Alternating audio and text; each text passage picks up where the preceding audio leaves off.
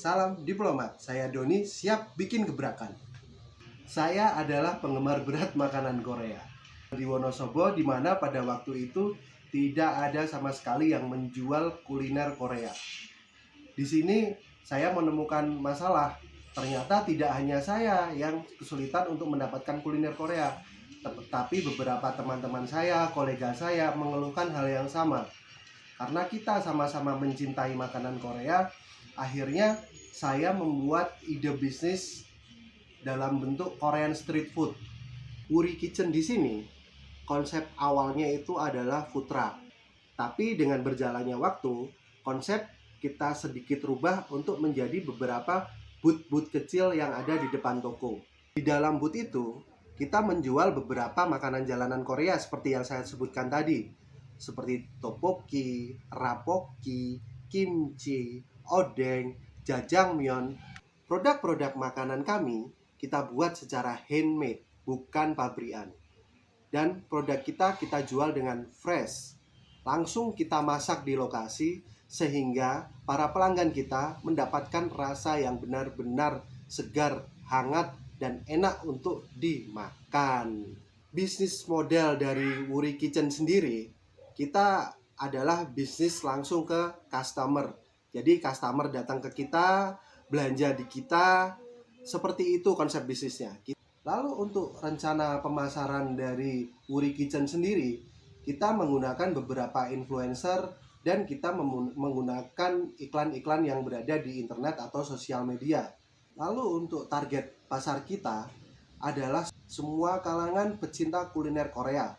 Terutama kita sasarannya adalah para penggemar K-drama atau K-pop, anak-anak sekolahan, dan para pecinta kuliner pedas. Karena memang kuliner Korea ini otentik, rasanya adalah ke arah rasa yang pedas. Untuk penentuan harga pokok produksi sendiri, kita menghitung secara detail sedetail-detailnya.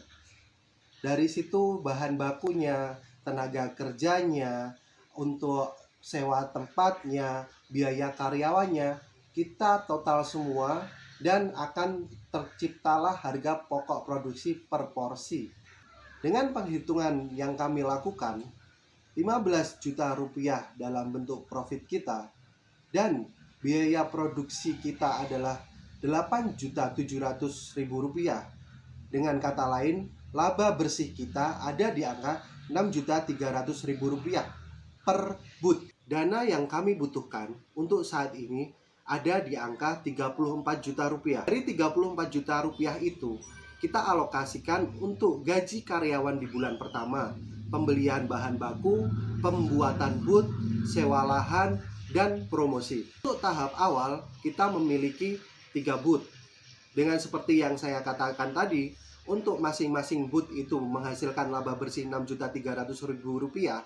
Berarti dengan kata lain, dalam 1 bulan, ketiga booth ini akan menghasilkan laba bersih sebesar 18.900.000 rupiah. Dengan laba bersih per bulan sebesar 18.900.000 rupiah, itu artinya dalam 2 bulan kita sudah bisa mencapai break even point. Atas dasar data tersebut, maka dari itu kita memberanikan diri untuk memberikan target terhadap perusahaan kami sebanyak 300 booth dalam waktu 3 tahun. Bisa dibayangkan, 300 booth itu jika masing-masing dijaga oleh 1 karyawan, itu sudah menyerap tenaga kerja sebanyak 300 orang. Dan itu sangat bermanfaat untuk di lingkungan tempat tinggal kita. Dari 300 booth itu sendiri, tentu tidak mungkin hanya terlibat 1 karyawan. Pasti banyak karyawan di belakang itu. Contoh, distribusi, produksi di dapur kami tentu membutuhkan banyak orang. Itu sudah sangat memberikan manfaat. Baru dari sisi tenaga kerja. Belum lagi dari sisi sumber daya alamnya. Banyak petani-petani di daerah kami yang terbantu dengan usaha kami ini. Jika para juri ingin mengetahui lebih detail tentang rencana besar usaha saya yang siap untuk bikin gebrakan, pilih saya, pilih Wuri Kitchen untuk maju ke dalam tahap selanjutnya. Akan saya jelaskan lebih detail lagi. Salam diplomat, sekali lagi saya Doni Kurniawan, siap bikin gebrakan.